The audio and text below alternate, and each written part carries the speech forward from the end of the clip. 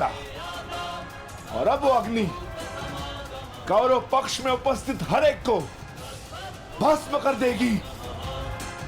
कर्ण, तुम्हें भी।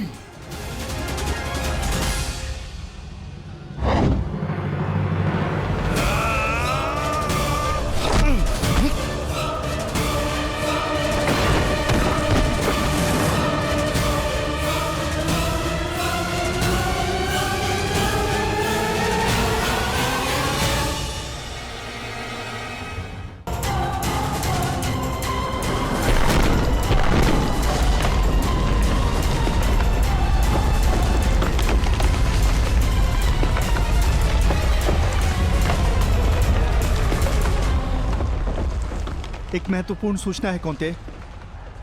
वृकोदर भीम और अंगराज कर्ण के मध्य महाविकट द्वंद्व हो रहा है और परिणाम के संकेत शुभ नहीं है।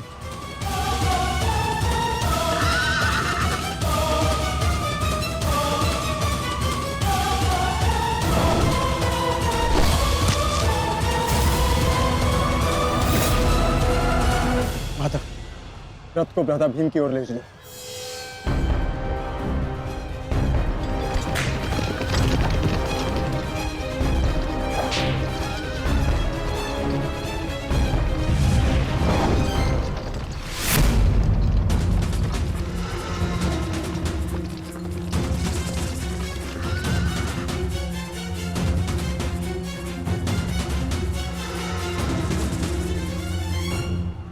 अर्जुन, तुमने हर एक परीक्षा में सफलता पाई है।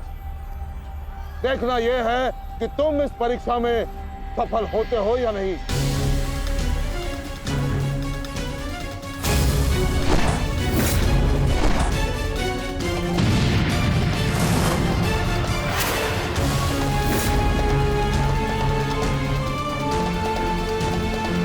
धृष्टद्युम्न, रथ अर्जुन की ओर से आचार्य द्रोण का ध्यान हटाओ। सारथी, आगे बढ़ो।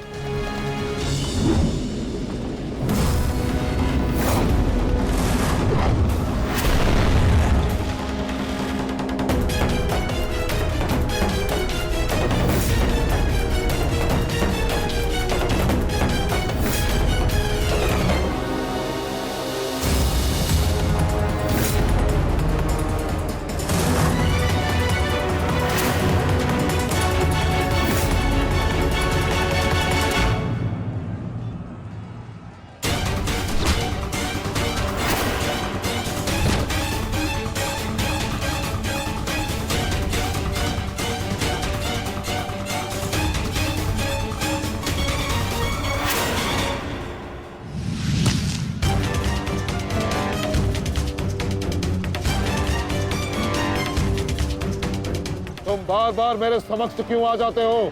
क्योंकि आपके प्रारब्ध में मुझसे द्वंद्व लिखा है आचार्य, अर्जुन से नहीं। हट जाओ मेरे मार्ग से। सावधान।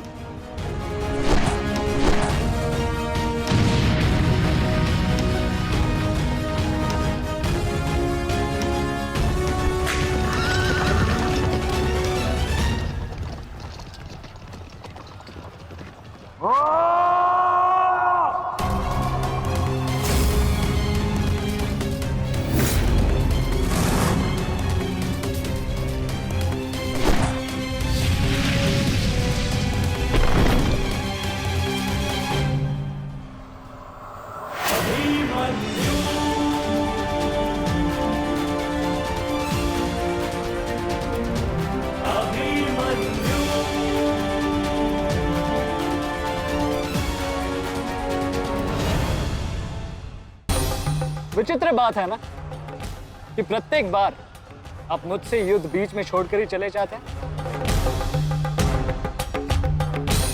मूर्ख! आज मैं तुम्हें और इस द्वंद्व को समाप्त करके ही जाऊंगा।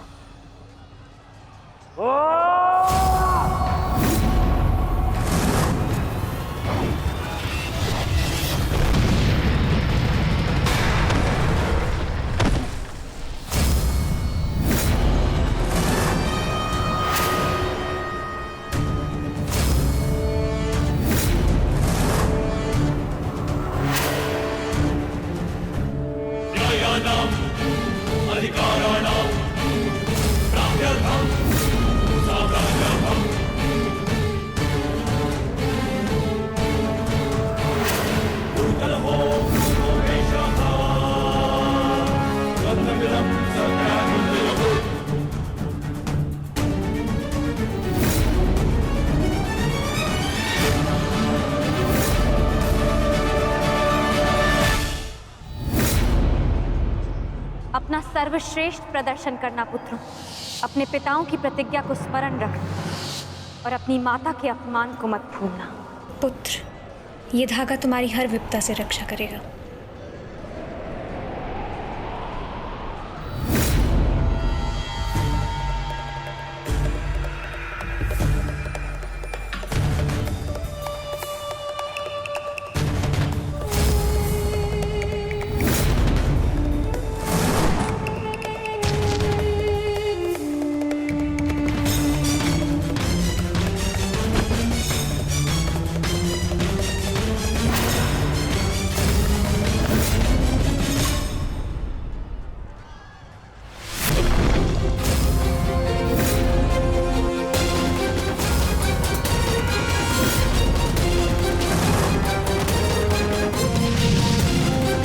दुर्योधन, इस बालक के साथ बचकाना खेल बंद करो।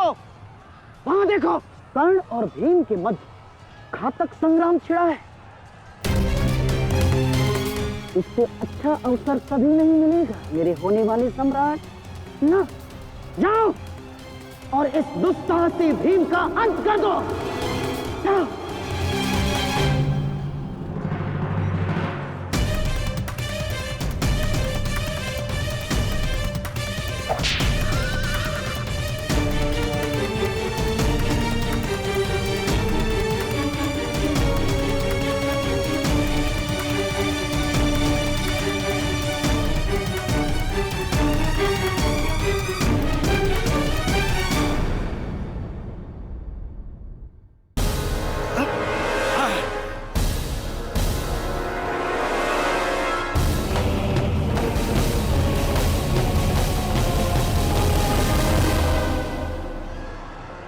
मैंने अपना वचन पूर्ण किया। तुम ये रेखा पार नहीं कर पाए, आज तुम किसी और कौरव का वध नहीं कर पाओगे। बोलो ना सही, मैं तुम्हारा वध कर दूंगा। उसका अवसर कभी और ढूंढना भीम, क्योंकि सूर्यास्त हो चुका है।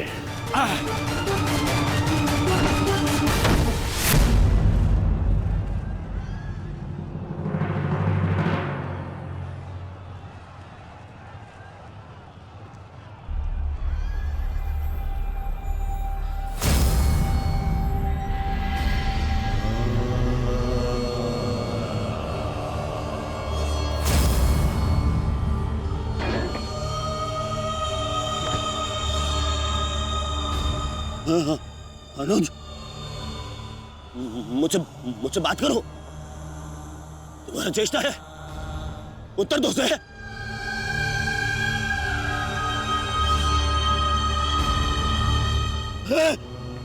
अनुज, अनुज उत्तर दो। ये क्या हो गया?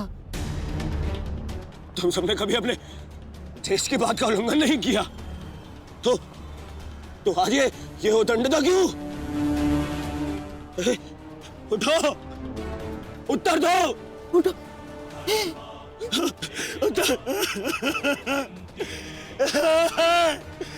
बात करो मुझसे।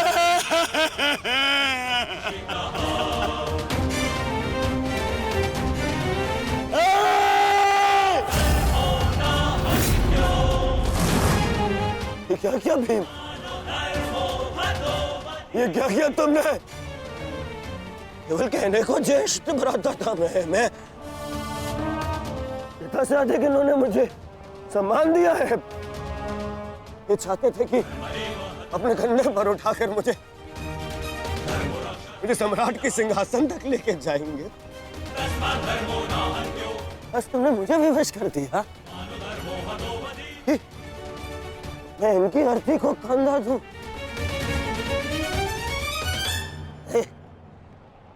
तुमने उचित नहीं किया है भीम, उचित नहीं किया। मैं छोड़ूंगा नहीं तुम्हें, विकोदर मैं नहीं छोड़ूंगा।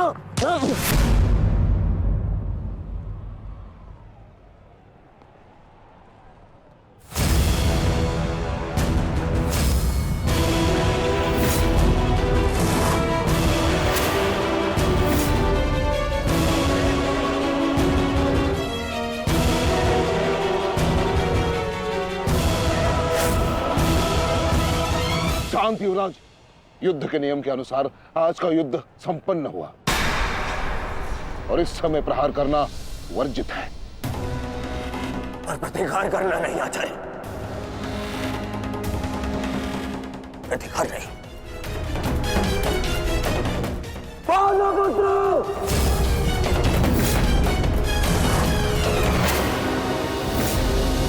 अपने इन 5 भाइयों के निर्मम हत्या का प्रतिशोध लूंगा मैं। किसी एक को भी जीवित नहीं छोड़ूंगा मैं, ये मेरा वचन है। मेरी प्रतिज्ञा मत भूलो दुर्योधन। तो नियति तुम्हारे 5 भाइयों की हुई है, वही नियति तुम्हारे शेष 95 भाइयों की भी होगी। दुर्योधन! मैं ऐसा नहीं छोड़ूंगा। राजा भीम रुक जाइए, ये सही समय नहीं है।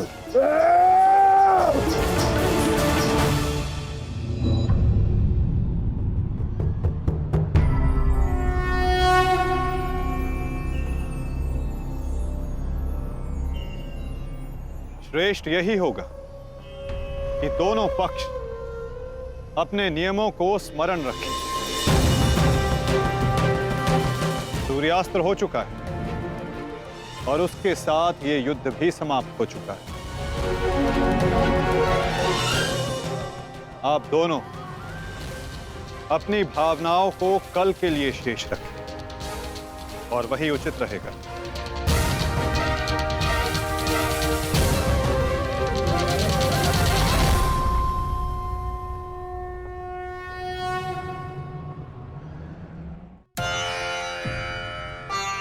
मैं आपको पुनः लौटा रही हूँ महादेव।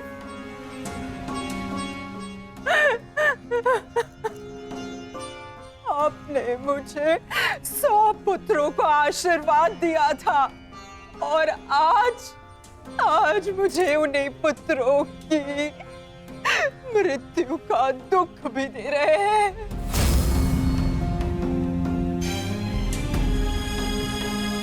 विलाप ना करो गांधारी, युद्ध में मृत्यु होना निश्चित है। कभी स्वयं के पक्ष के योद्धाओं की और कभी विरोधी पक्ष की। ईश्वर को दोष मत दो, ईश्वर का धन्यवाद करो कि तुम्हारे पुत्रों को वीर गति प्राप्त हुई है। आपके मन को समझाने के लिए ये तर्क पर्याप्त हो सकता है आर्य, परंतु मैं क्या करूं? मैं तो एक माता हूं ना। मेरे तप के बदले महादेव ने मुझे ये आशीर्वाद दिया था, तो फिर ये मेरे तप का फल मुझसे कैसे छीन सकते हैं? कैसे आर्य? पूछिए इनसे, इन्होंने ये अनर्थ क्यों होने दिया? जो पहले मुस्कान दी तो फिर बाद में आंखों में अश्रु भर दिए। ऐसे ईश्वर नहीं चाहिए मुझे, नहीं चाहिए। दासी, तुम इस शिवलिंग को इस कक्ष से, इस महल से बाहर कर दो। मुझे नहीं चाहिए कोई प्रभु, कोई मंदिर, किसी चीज की आवश्यकता नहीं है मुझे। तुम्हें जो उचित लगे तुम वो करो गांधारी। मैं वो करूंगा जो मुझे आवश्यक लगता है। रथ सज्ज करो संजय, मैं इसी क्षण कुरुक्षेत्र जाऊंगा।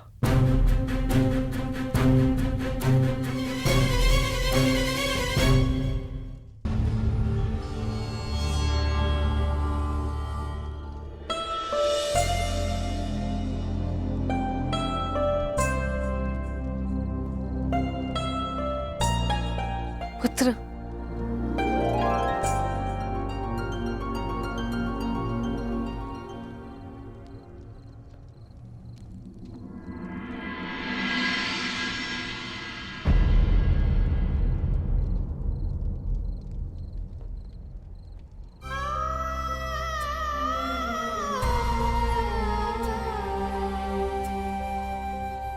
युद्ध में योद्धा को घाव लगना सामान्य बात है। आप चिंतित मत होइए। मैं जो भी कर रही हूँ अपना कर्तव्य समझकर नहीं, बल्कि पश्चाताप समझकर कर रही हूँ। एक पुत्र को खोने का कष्ट, उसकी पीड़ा एक माता ही समझ सकती है। मैं भी एक माता हूं, परंतु दुर्भाग्य से इस अनर्थ को रोकने में सक्षम नहीं हूं। इसलिए लेप लगा रही हूं अपने मन के घाव को, थोड़ी शीतलता देने का प्रयास कर रही हूं। पुत्र, तुम दुर्योधन के पास जाओ। इस समय उसे अपने मित्र की सबसे अधिक आवश्यकता है।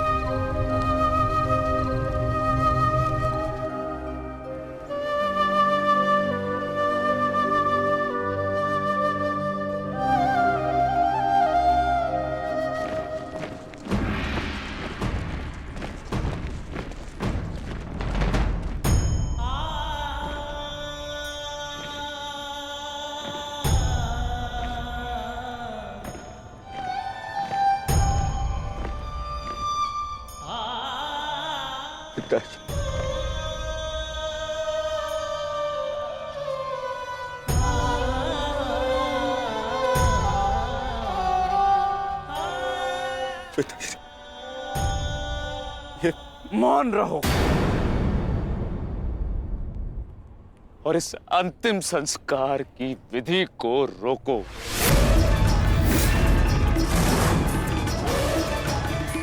मेरे पुत्रों का अंतिम संस्कार नहीं होगा।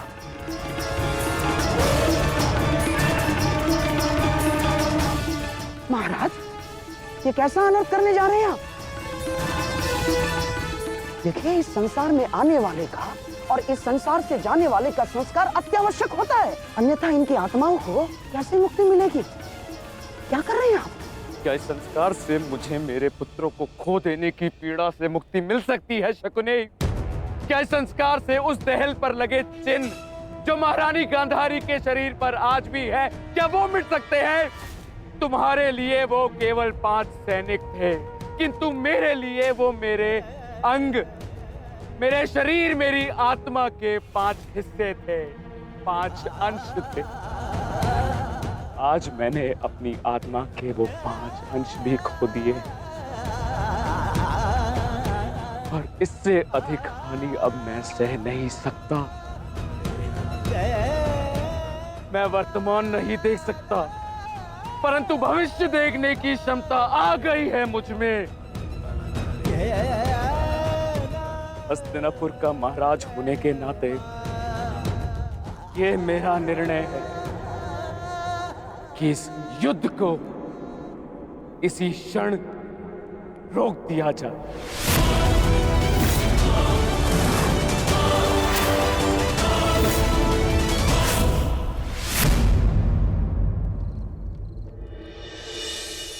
पिताश्री,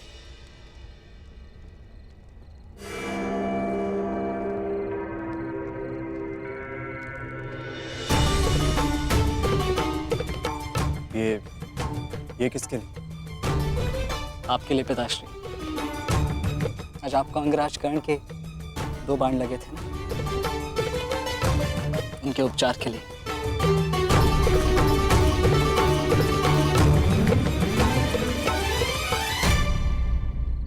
मुझसे अधिक घाव तो तुम्हें लगे हैं पुत्र।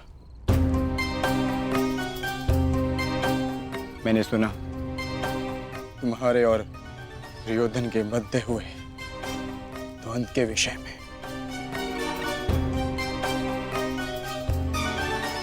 तुम्हें ऐसा नहीं करना चाहिए था अभिमन्यु। दुर्योधन एक दुर्जय योद्धा है, शक्ति में, अनुभव में तुमसे कहीं अधिक। तुम्हें सावधान रहना चाहिए। पिताश्री उचित कह रहे हैं आर्य।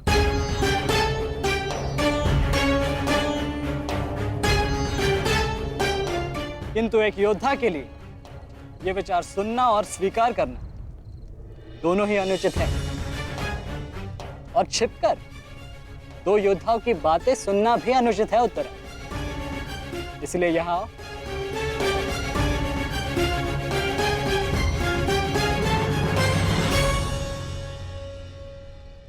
आप ही बताइए पिताश्री, क्या एक पत्नी का अपने पति के लिए चिंता करना अनुचित है? आप कहते हैं तो ये मान जाते हैं, और मैं कहूं तो ये मुझ पे बरस पड़ते हैं।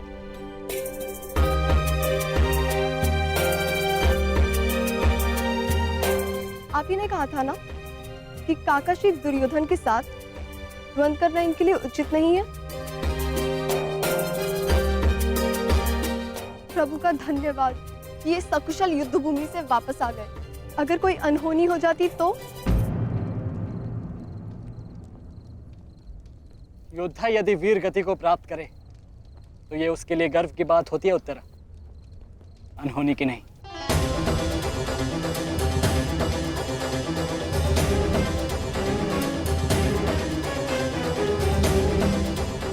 मुझे तुम्हारे साहस और कौशल पर गर्व है पुत्र, परंतु उत्तरा का कहना भी अनुचित नहीं है। प्रत्येक पत्नी को अपने पति की चिंता होती है। उत्तरा केवल तुम्हें सुरक्षित देखना चाहती है पुत्र। और मैं हस्तिनापुर के मधान युवराज का अहंकार तोड़ना चाहता हूं पिताश्री। जब भी रणभूमि में मेरी दृष्टि उन पर पड़ती है तो मेरे कानों में माता द्रौपदी की करुण पुकार गूंजने लगती है, और फिर मैं स्वयं को रोक नहीं पाता। तो आप दोनों पूर्णतः निश्चिंत रहिए।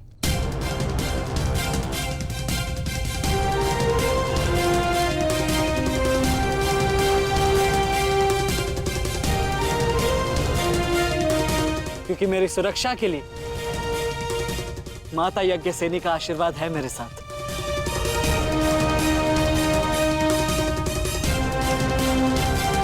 और जब तक ये मेरे साथ है मुझे कुछ नहीं हो सकता।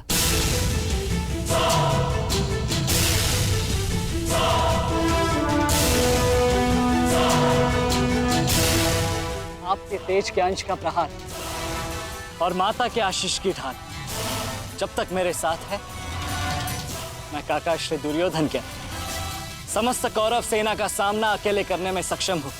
मुझे उन पांडवों से अब विजय नहीं चाहिए। अब मुझे उनसे अपने इन भ्राताओं के मृत्यु का प्रतिशोध चाहिए। अब यदि आपने इस युद्ध में विराम लगाया तो आपके ये 5 पुत्रों वीर वृषसेन, पितामह और अनेक सैनिक उनके इस युद्ध में दिए प्राणों का, उनके प्रयास सब व्यर्थ चले जाएंगे पिताश्री। ऐसा मत कीजिए पिताश्री। रक्त के बदले रक्त लूंगा मैं।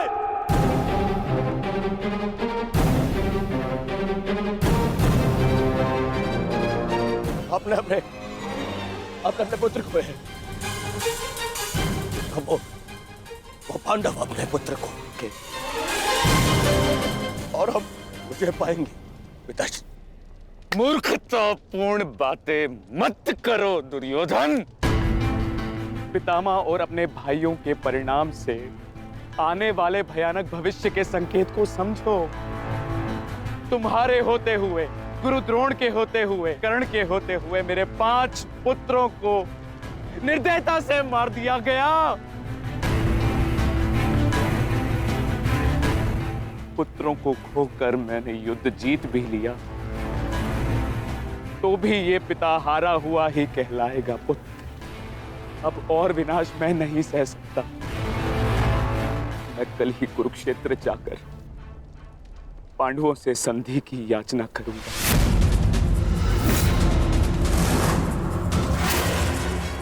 पांडवों से अपने पुत्रों के प्राणों की रक्षा की याचना करूंगा मैं, क्योंकि केवल यही एक मार्ग शेष है। मुझे इस युद्ध भूमि, इस युद्ध से दूर रखने का एक और उपाय है पिताश्री।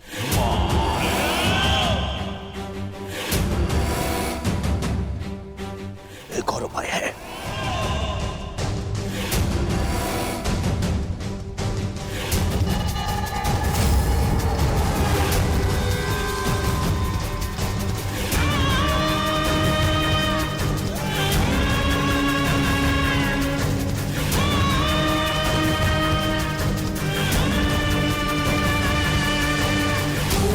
उपाय ये है कि आप इसी क्षण मेरा वध कर दें। अभी मेरे प्राण हर ले, क्योंकि मैं ना संधि करूंगा और ना ही याचना करूंगा उन पांडवों के समक्ष।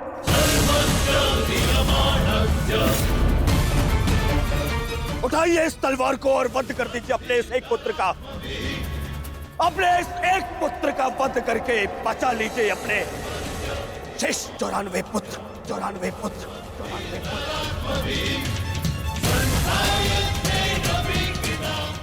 लीजिए और प्रहार करिए मुझ पर।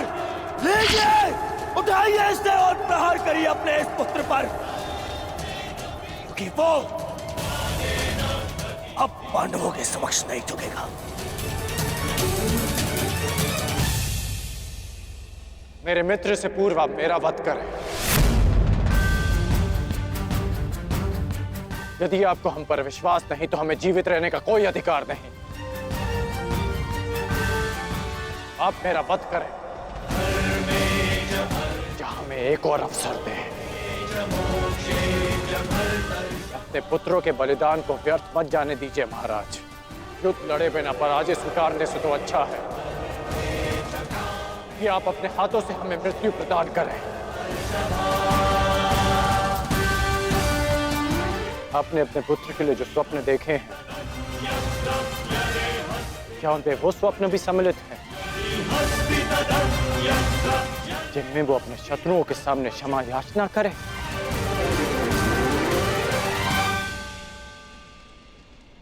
जिसके शीश पर आप सदा सम्राट का मुकुट देखना चाहते हैं,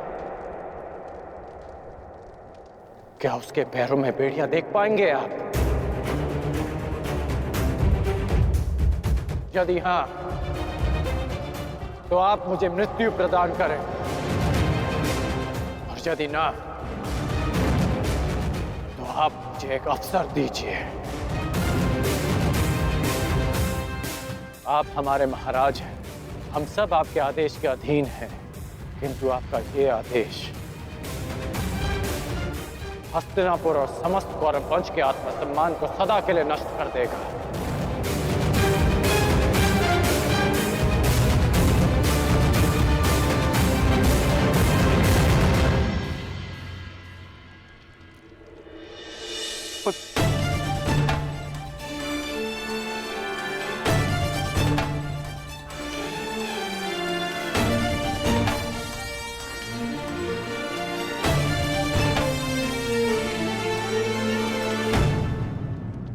मैं क्या करूं पुत्र? एक पिता के लिए अपने पुत्र की अर्थी का बोझ इस जीवन का सबसे बड़ा बोझ होता है पुत्र, परंतु मुझसे ये बोझ सहन नहीं होगा। विश्वास कीजिए पिताश्री, अभी बोझ हम नहीं, अब वो पांडव उठाएंगे।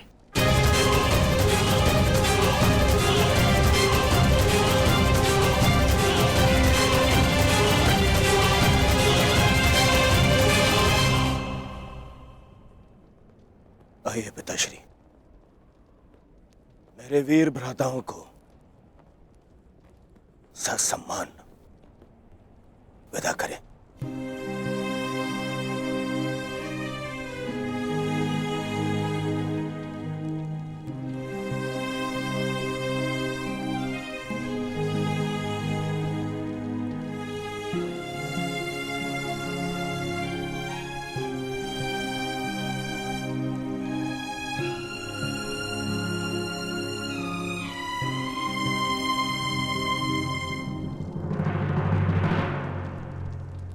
कौन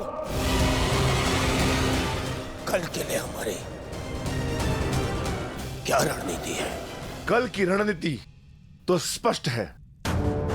आज मैंने उन 5 कौरवों का वध किया, कल और 25 का अंत कर दूंगा।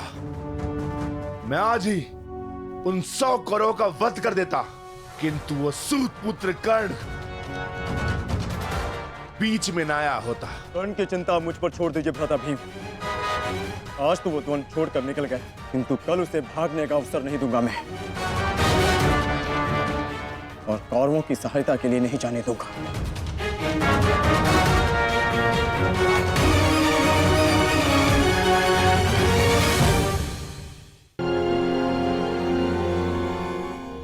महाभारत का 12वां दिन है कल,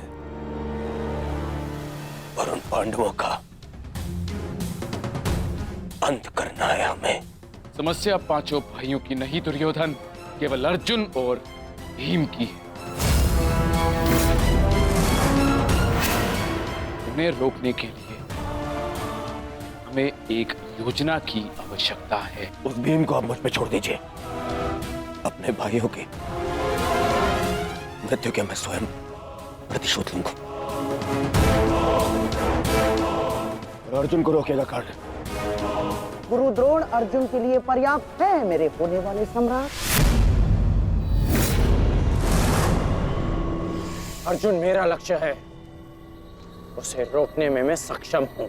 तुम्हारे कौशल और सक्षमता पर मुझे कतई संदेह नहीं है अंगराज, परंतु पता नहीं क्यों तुम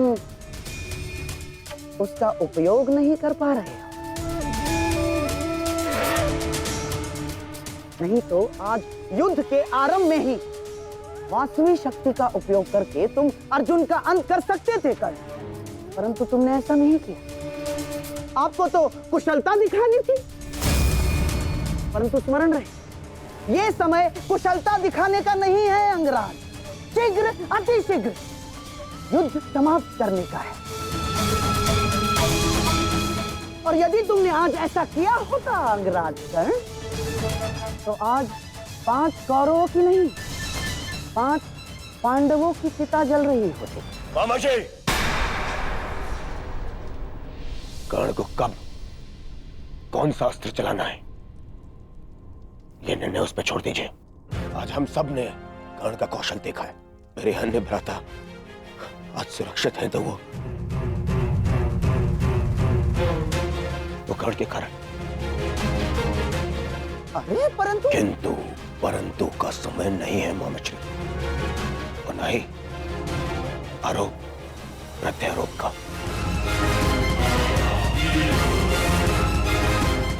ये समय है साथ रहने का, उनका और उनकी उन उदंड पुत्रों के अंत करने का समय है ये।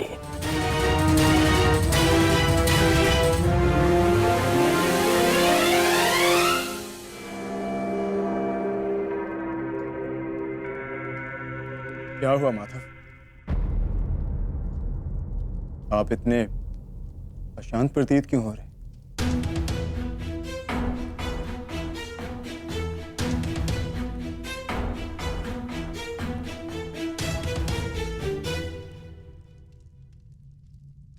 यह अशांति आज के युद्ध के परिणाम की है पार्थ। आज युद्ध में दुर्योधन ने अपने 5 अनुजों को खोया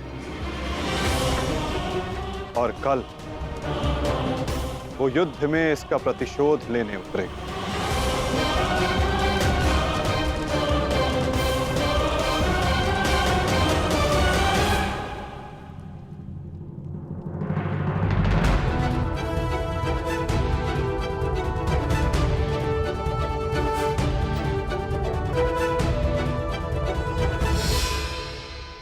आचार्य की व्यूह रचना तुम सुन चुके हो मित्र,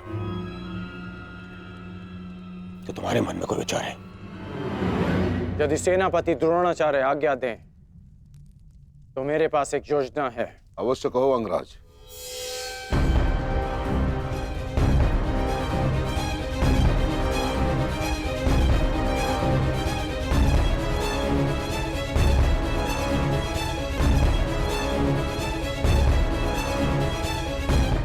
अद्भुत कर्ण, अब उन पांडवों का विनाश निश्चित है। अब उन पांडवों से मैं अपने भ्राताओं की मृत्यु का प्रतिशोध अवश्य लूंगा।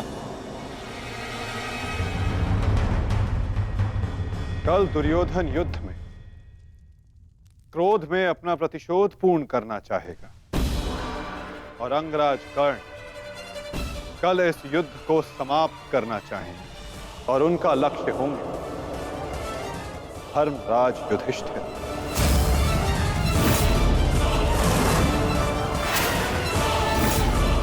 और हम सब का लक्ष्य होगा कौरवों की रणनीति को तोड़ देना।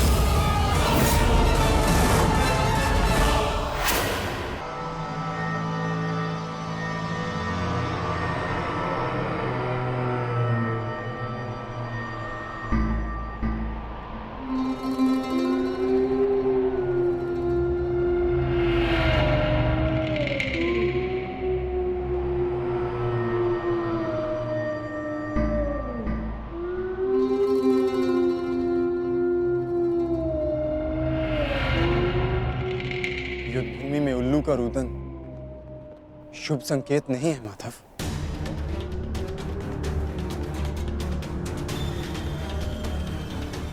हाँ पार्थ, कदाचित आज का दिन ये युद्ध कठिनाइयों से भरा होने वाला है। आज की परिस्थितियों के लिए सज्ज रहना पार्थ।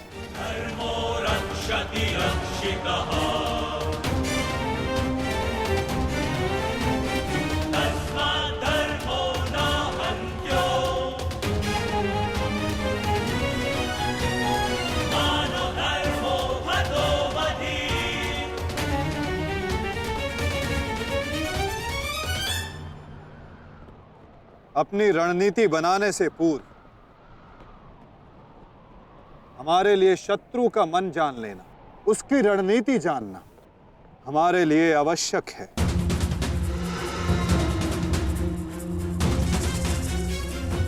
सबको ज्ञात है ना कि आज शत्रु का लक्ष्य क्या होगा?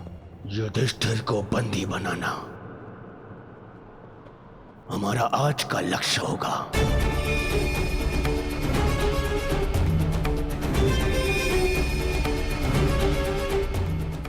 युधिष्ठिर को बंदी बनाकर मुझे इस युद्ध को यही समाप्त करना है। मेरे आज भाई वीर गति को प्राप्त हुए हैं अब तक।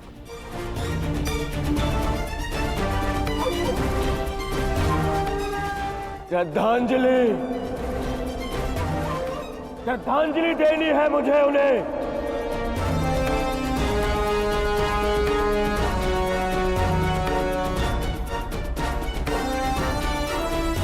बहुत पीड़ा भरी मृत्यु दी है उस भीम ने मेरे भाइयों को। इन पांडवों को इतनी पीड़ा दूंगा कि अपनी मृत्यु की भिक्षा मांगेंगे ये मुझसे।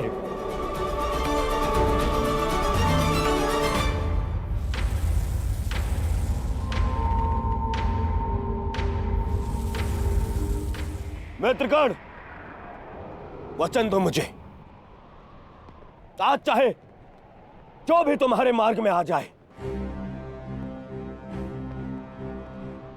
तुम उस पर दया नहीं दिखाओगे। आज चाहे जो कोई भी आ जाए तुम अपना सबसे तीव्र प्रहार उस पर करोगे।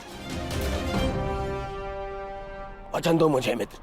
तुम्हारा आदेश मेरा वचन है मित्र। आज शत्रु कर्ण का एक भिन्न रूप देखेंगे।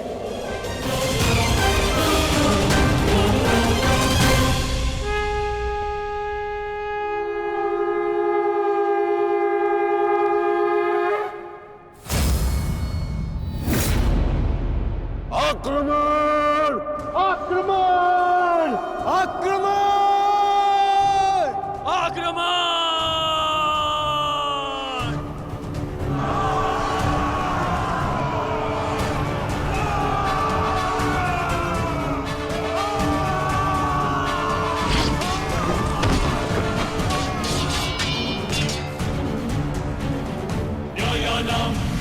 उनका अस्त्र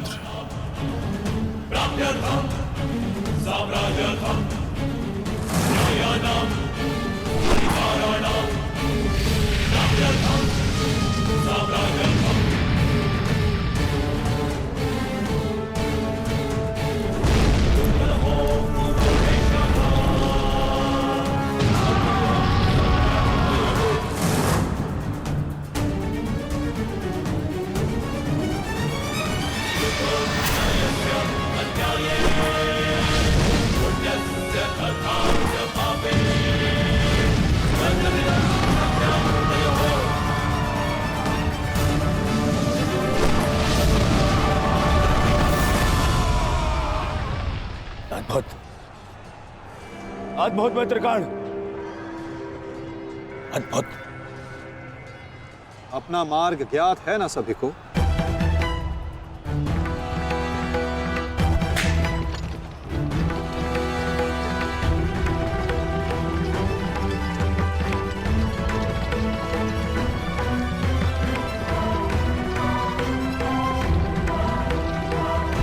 ये क्या कह रहे हो संजय? युधिष्ठिर सेना के पिछले भाग की ओर बढ़ रहा है।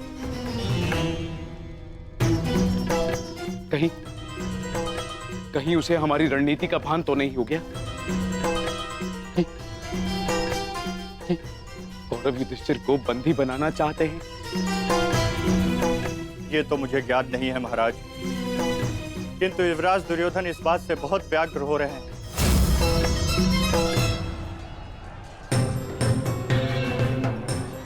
अवश्य इन पांडवों को हमारी रणनीति का ज्ञात है, इसीलिए भीम एक और हमारी सेना को भ्रमित कर रहा है और युधिष्ठिर पीछे जा रहा है। मित्रगण, तुम जाओ, युधिष्ठिर के पीछे तुम जाओ और जाके उसे बंदी बनाओ। युधिष्ठिर को बंदी बनाना हमारे लिए बहुत आवश्यक है। जाओ मित्र। परंतु मित्र, मैंने महाराज को वचन दिया कि आज किसी भी कौरव के प्राण नहीं जाएंगे। मुझे उस वचन को भी निभाना है मित्र। उसके लिए हम सब हैं यहाँ। युधिष्ठिर तुम्हारे सामने एक दुर्बल योद्धा है, तुम उसे आसानी से बंदी बना सकते हो मित्र। उसे बंदी बनाते ही ये युद्ध यहीं समाप्त हो जाएगा और मेरे भाइयों की रक्षा भी। मुझे ये युद्ध यहीं समाप्त चाहिए कर्ण। जाओ आगे। ठीक है मित्र, परंतु मेरी योजना स्मरण रखना। मुझे तुम्हारी योजना स्मरण रहेगी मित्र। आगे बढ़ो। तब से युधिष्ठिर के रथ की ओर तीव्र गति से आगे बढ़ो।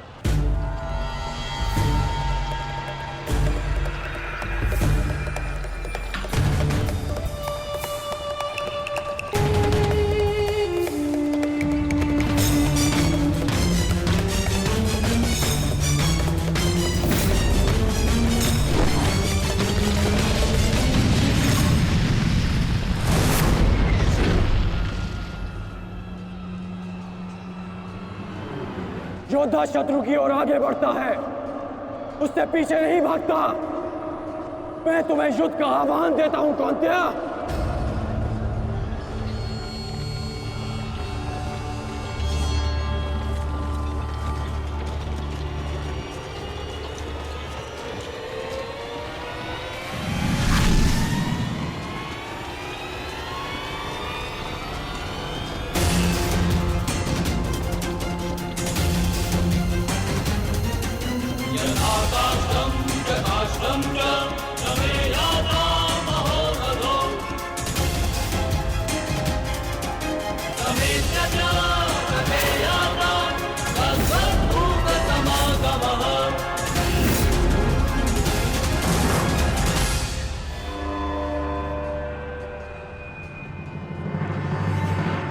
कौन्तेय तुम्हारा आवाहन स्वीकार करता है।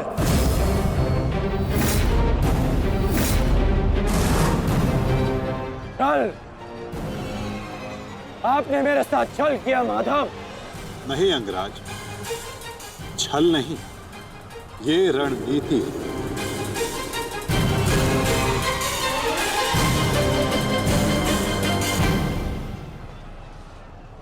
ये युधिष्ठिर का रथ है और इस पर युधिष्ठिर को विराजमान होना चाहिए था। वो तुम्हारी भूल है अंगराज, क्योंकि तुमने रथ को नहीं, रथी को युद्ध के लिए ललकारा है।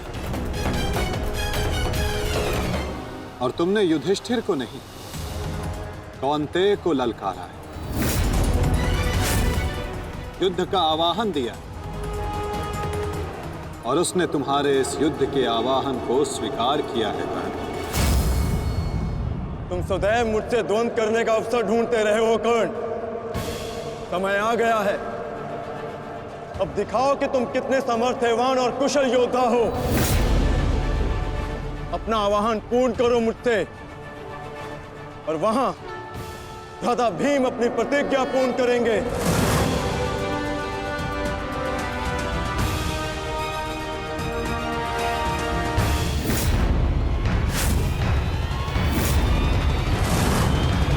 आज मैं 95 कौरवों का अंत कर दूंगा। पांचाली को दिया हुआ वचन और कुरु सभा में ली हुई प्रतिज्ञा आज दोनों ही पूर्ण हो जाएंगे।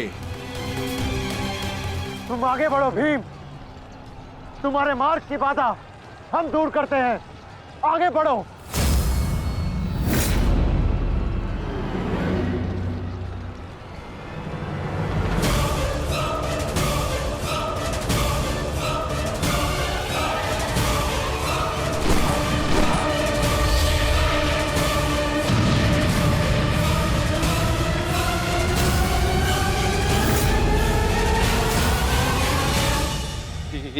ये क्या कह रहे हो संजय?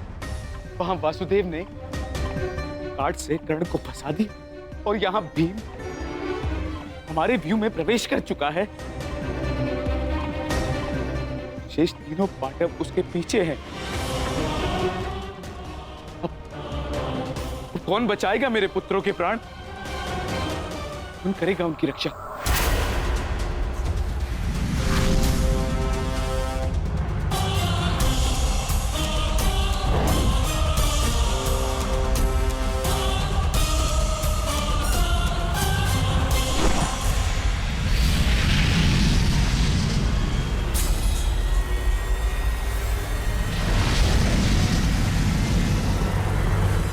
कर्ण का संकेत है।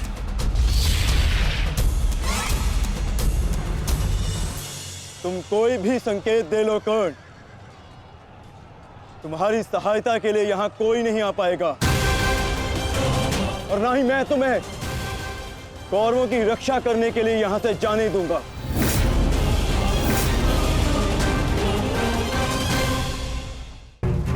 तुम्हारी सहायता के लिए यहाँ कोई नहीं आ पाएगा। कौन कहता है कि मैं रक्षा के लिए संकेत दे रहा हूँ? माधव भले ही तुम्हारे सारथी हैं, किंतु इनकी नीति मैं तुमसे अधिक पहचानता हूँ। तुमने भले ही माधव की सहायता से मुझे युद्ध क्षेत्र से अलग कर दिया, किंतु मेरी रणनीति को विफल नहीं कर पाओगे अर्जुन।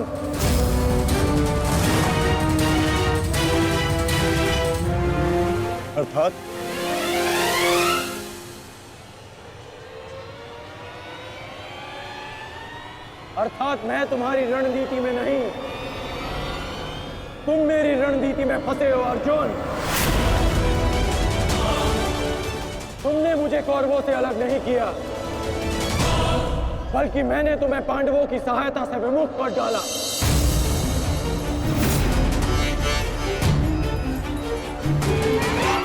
अब तुम भीम की सहायता नहीं कर पाओगे अर्जुन, और भीम किसी कौरव का वध नहीं कर पाएगा।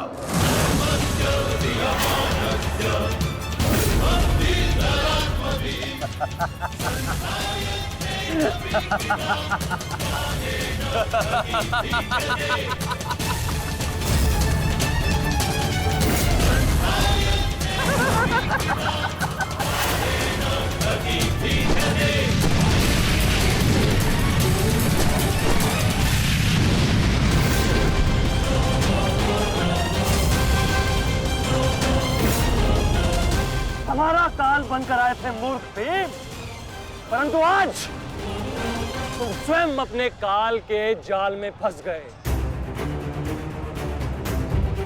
प्रिय भ्राता भीम, अकेले ही 100 कौरवों का वध करने की शपथ ली है ना तुमने? तो अब देखते हैं कि इस शपथ को पूर्ण करने का सामर्थ्य तुम्हें है भी या नहीं। प्रतिज्ञा पूर्ण करना चाहते थे ना गदाधारी? इस प्रतिज्ञा को पूर्ण करने के लिए तुम्हें अब अगला जन्म लेना होगा, क्योंकि इस जन्म में तुम्हें मरना होगा गदाधारी।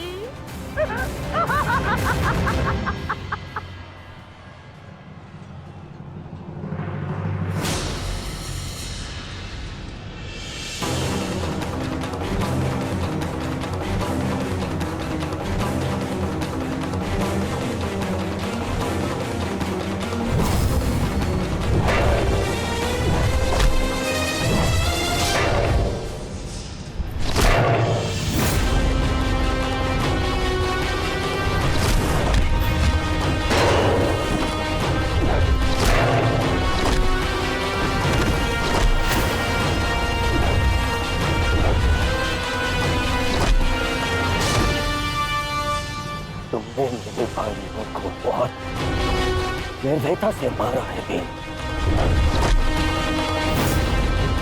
आज मैं तुम्हारे लहू से उनका तर्पण करूंगा। और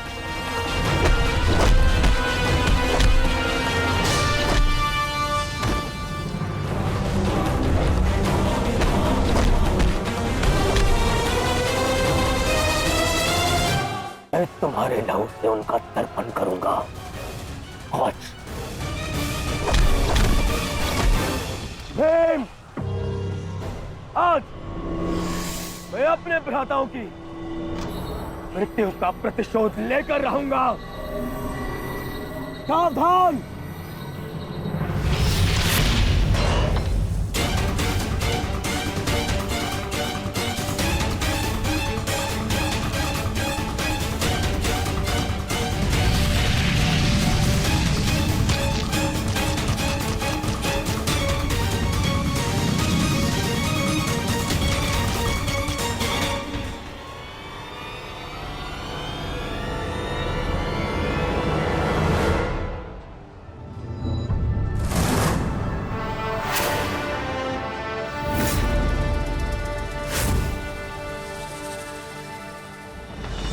आपका प्रतिशोध पूर्ण हो न हो, परंतु मेरा प्रतिकार आज अवश्य पूर्ण होगा।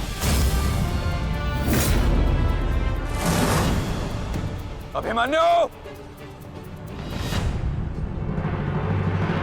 दो योद्धाओं के बीच में आना युद्ध नियमों के विरुद्ध। 6 महारथियों ने अकेले ताचरी भीम को घेरा है। नियम तो आपने भंग किया है, तो अब ये अधिकार मुझे भी है।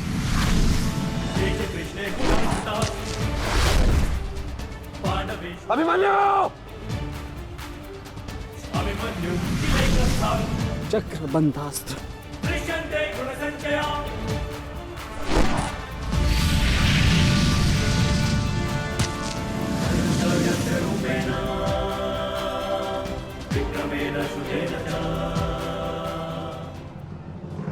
अभिमन्यु,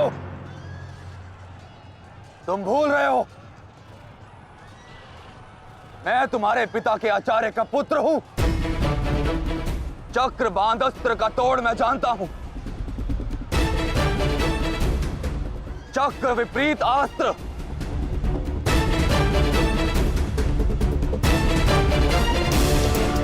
भूल तो आप रहे हैं महारथी। विपरीत अस्त्र तभी कार्य करता है जब युद्ध नीति गत हो। एक योद्धा पर आप सभी ने आक्रमण कर युद्ध नीति भंग की।